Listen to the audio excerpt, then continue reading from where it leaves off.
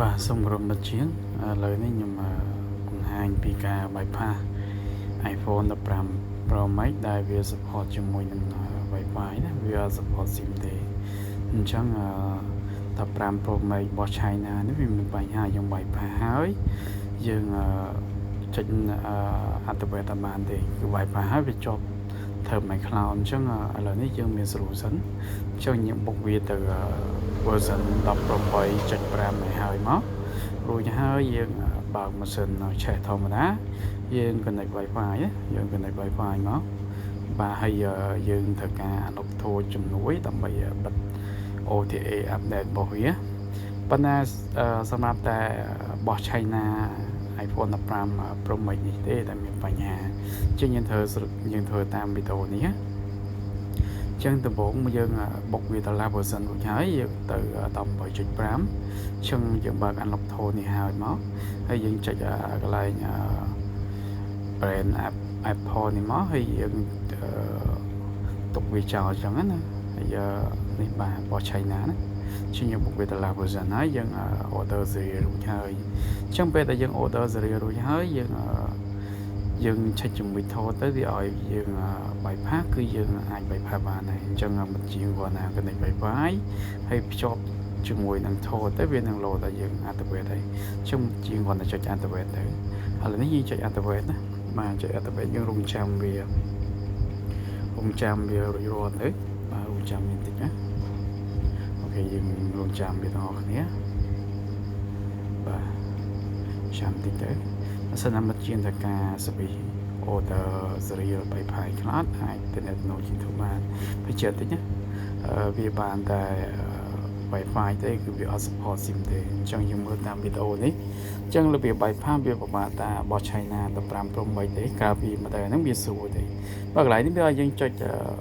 Allo យើងចុច OK ហើយមើលទូរស័ព្ទបើសិនវាចុច Allo យើងចុច Allo តាមហ្នឹងណាបាទចុចតាមហ្នឹងមកអូខេកន្លែងនេះយើងចុច OK មកយកតាមហ្នឹងមកខ្ញុំចាំតិចទៅបាទចុច OK មកបញ្ជាក់ណាបើសិនណាកន្លែង in process ហ្នឹងវានៅយូរយើងអាចដកចេញដកចូលវិញម្ដងទៀតទៅ reconnect អញ្ចឹង reconnect វាมันវាថោវារ៉ានទៅមុខវាគាំងកន្លែងហ្នឹងយូរអញ្ចឹងយើងអាចដកមួយបានបើវាអត់គាំងទេយើងមិនបាច់ដកទេអូខេឥឡូវយើងរងចាំបងប្អូនគ្នាចាំមើលវាបាទឥឡូវនេះវាជិតចប់ហើយបាទនេះពេលតែបាយចប់យើង bypass ចប់ទៅវា restart ដែរអានេះចប់ណាអូខេឥឡូវវាដាក់ serial យើងនេះ bypass រួចរាល់ 100% ហើយអញ្ចឹងរួចហើយទូរស័ព្ទវានឹង restart អញ្ចឹង restart យើងចុចអត្ថបទទៅវាចុះត្រឹមឡើងហើយ cloud ដដែលអញ្ចឹងយើងត្រូវការមកចុចឡើង continue ហ្នឹងទៅវាយកយើងចុចអត្ថបទដែរអញ្ចឹងស្រាប់15 Pro Max China នេះយើងត្រូវធ្វើម្ដងទៀតបាទកន្លែងនេះយើងចុច OK មកបាទចុច OK បាទហើយយើងចុចអត្ថបទមកគាត់ថាវាឲ្យវាដល់ចូល program មកបានហើយយើងខ្វែងធោចោលទៅណាគង់ចាំតិចមកបាទអូខេហើយវាដល់ឡើង program មកបាច់ចាំឲ្យវាចប់ទេព្រោះមិញហ្នឹងយើង bypass វាចប់មួយសារហើយចឹងលើកនេះយើងគាត់ថាវាច្រឡោះ iCloud ទៅហើយយើងបើក unlock tool ហើយយើងបិទ OTA ទៅវារួចរាល់ជាការស្រេចបាទអូខេបាទអានេះវាដល់ហើយនេះយើងនឹងទៅដល់មុខណាបាទដល់ទៅមុខឡើងហ្នឹងទៅ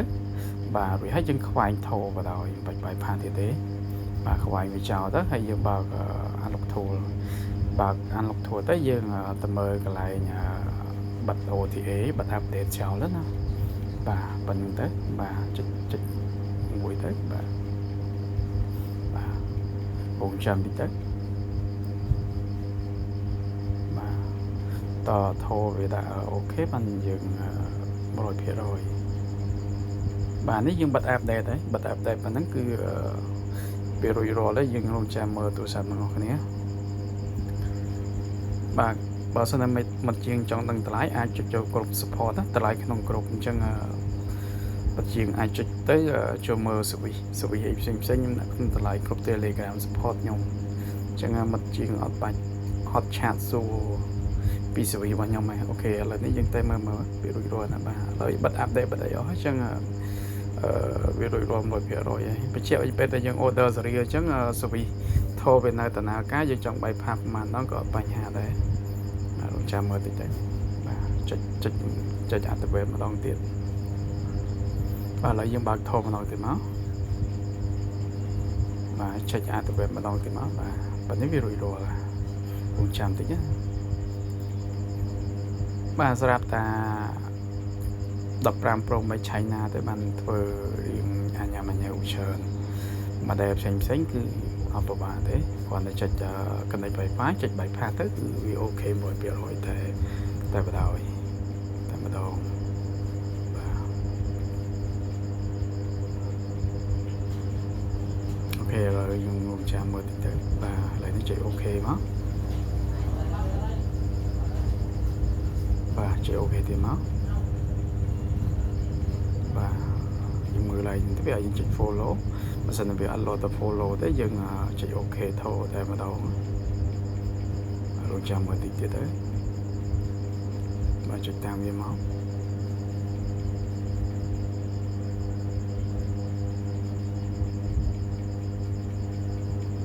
បាទមើលថោបញ្ជាក់ណាតថោវាសັບផ្សេង 100% បាទអូខេ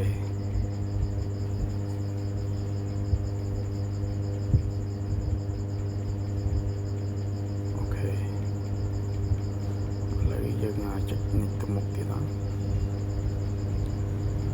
បាទរងចាំតិចទៅបាទប៉ុន្តែវារួចរាល់ 1% ហើយ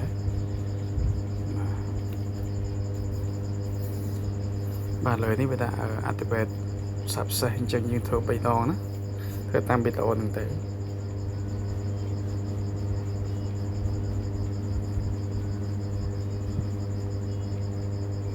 បាទលើនេះរួចរាល់ហើយយើងធ្វើតែប៉ុណ្្នឹងទៅអូខេអញ្ចឹងវាបិទ OTA update អីអស់ហើយ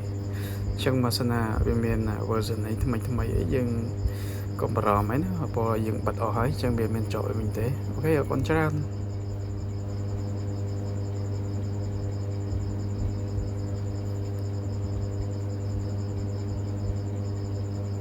បាទឥឡូវរួចរាល់ហើយព្រោះកន្លែង activate បិទតែយ៉ាហើយអញ្ចឹងយើង activate បានរួចរាល់ 100% ហើយចឹងនៅលើ version 18.5 ហ្នឹងគឺ notification ក៏វាដើរស្រួលដែរចឹងមកជាងអាចមើលតាមវីដេអូហ្នឹងបាន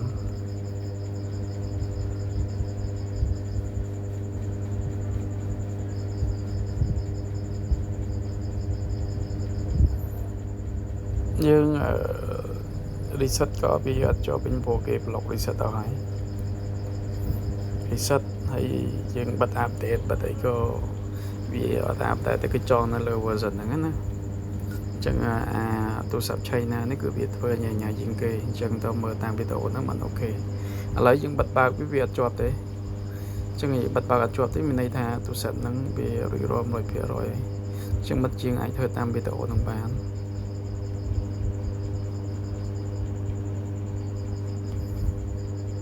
បាទឥឡូវយើងសាកបិទបើកម្ដងទៀតធ្វើតេស្តវាបាទជោគជ័យ 100% ច្បាស់មែនទេណាអូខេអរគុណច្រើន